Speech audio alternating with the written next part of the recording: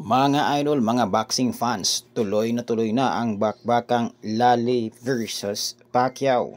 Sa weigh-in, parehong pasado ang dalawa sa kanilang dapat na timbang. Si Jimwell Pacquiao at ang kanyang kalaban na si Brendan Lally. Naroon syempre ang suporta ng mga magulang nitong si Jimwell Pacquiao, si Jinky at of course itong si Manny Pacquiao.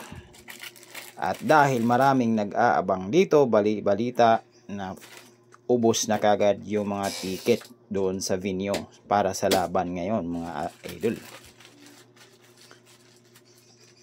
Ang husay nito, makikita natin kung ano ba talaga ang magiging kalalabasan ng unang professional fight nitong anak ni Manny Pacquiao.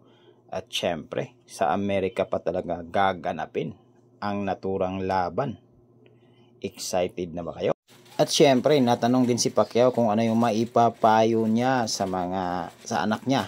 Ano yung pinayo niya kay Jimwell? Panoorin. Unti-unti kong dinadownload sa kanya yung mga secret arts of boxing, yung napaka-importanting mga kailangan gawin about sa professional boxing, ganyan.